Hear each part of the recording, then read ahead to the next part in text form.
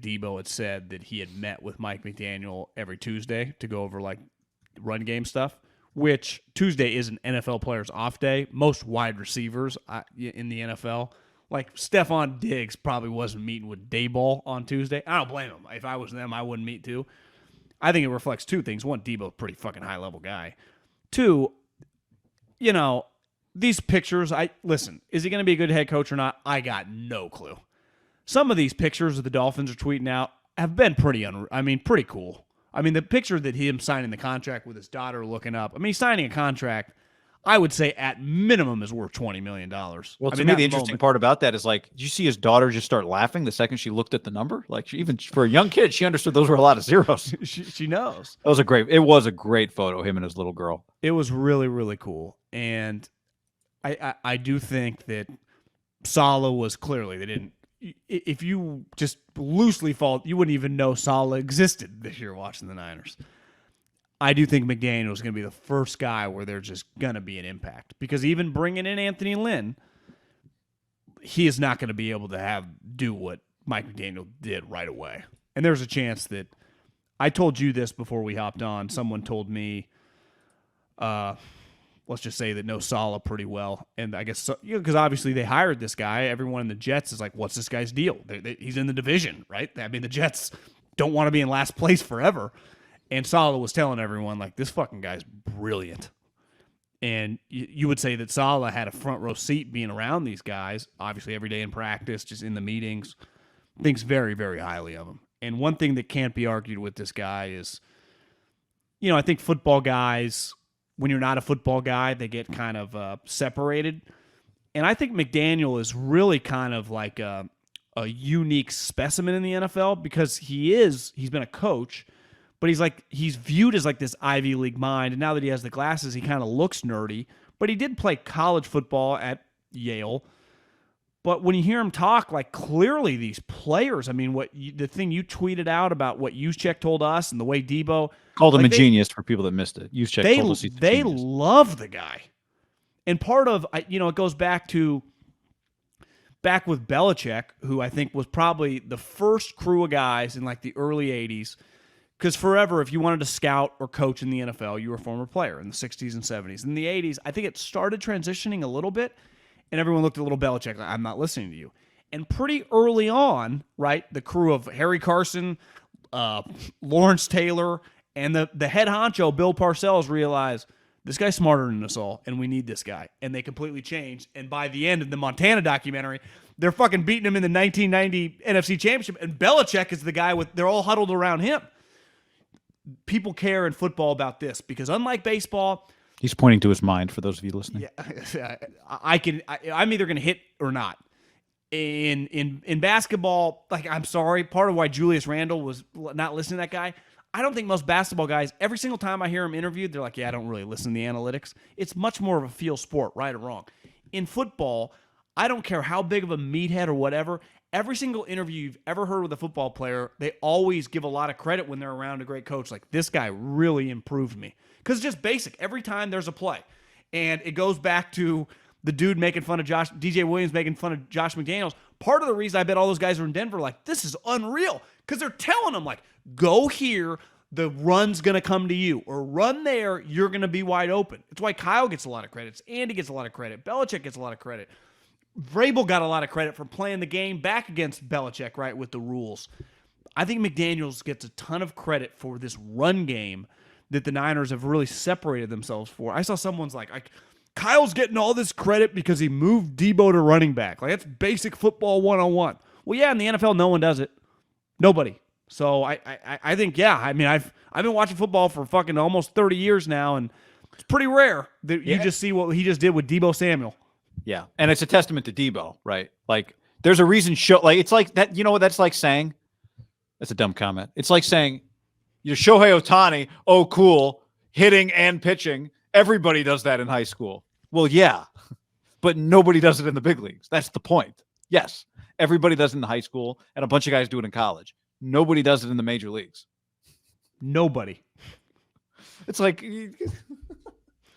averaging 30 a game. Everybody does that in high school. Yes, nobody does that in the NBA. Yeah. You get certain credit, like, There's a reason Dion and Bo Well, Jackson everybody got more flies credit. flight simulators through storms. Congratulations for landing a boat on the Hudson River, Sully. I do that on a flight simulator from my house.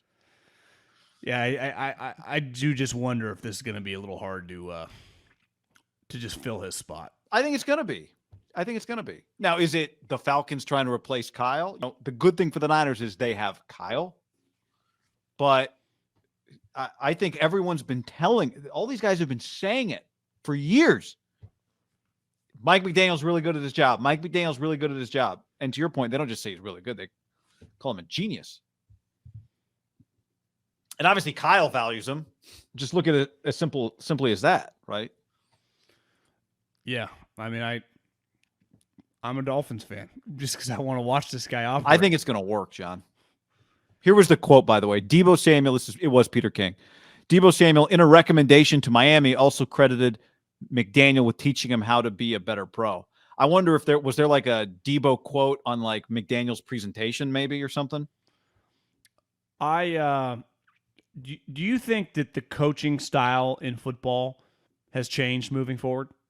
Like, obviously, there's still guys. I wouldn't call them relics. It's not fair. But, like, the older generation, guys in their 60s, Arians, Saban, Bill, can get away with coaching like you could coach. I do think it's very, very difficult for a young guy. It's why I'm always out on the moment I get a young guy like Joe Judge start screaming at people, like, I'm out on you. Now, it doesn't mean you're not allowed to scream at someone when they fuck up, but if that is your point of difference, like you're just Brian Flores was just constantly angry in Miami, screaming at everyone. It's not gonna. People are gonna hate you. You're allowed, like Kyle Shanahan, get on a guy, but part of it is like young people are just. You could say it's not as tough a generation or whatever, but people are different now than they were 20, 30 years ago. Tell me this: who are the toughest teams in the NFL? Most physical teams in the league? The Niners. Patriots. The Rams actually got pretty physical. Is it Browns, probably? With a run game? Some of it is, yeah, you run the ball a lot and you have some physical players on defense. Yeah. I mean, I think you can yell at defensive linemen. The Niners line coach, you hear him at practice, right? He's screaming. Yeah. I mean, Seattle historically wasn't because Pete was screaming at people. So, I mean, yes, I think you're right. I also think there is so much film you can watch, right? You can be so efficient in the way you study the game. There's so much information available that even players can have access to all kinds of stuff.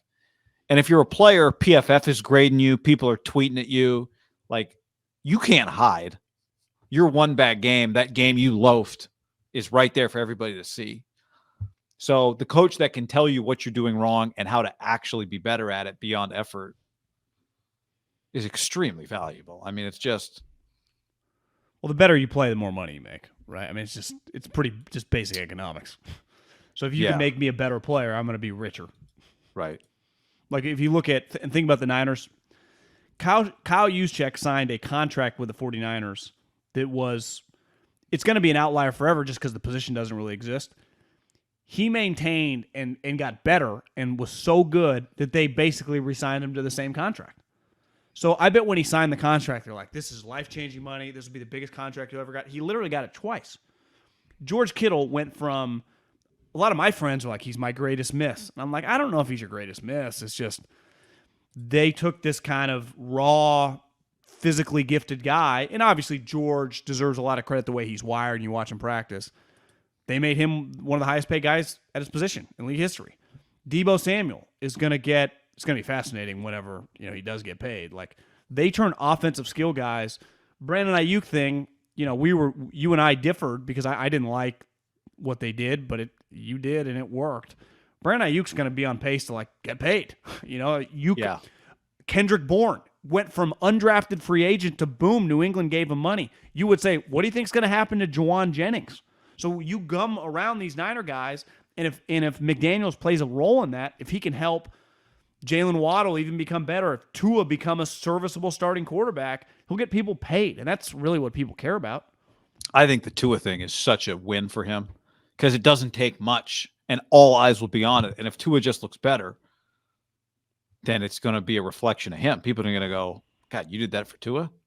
I actually think I agree there. I think it kind of really starts the clock on Saleh. Like, you better start beating Miami, bro. Because if you're like, well, I got his assistant, you got his assistant, and this guy's beating me. I think there's a chance you'd rather have Tua than Zach Wilson. I mean, there's a chance he could become more of a consistent player. You know what you're getting.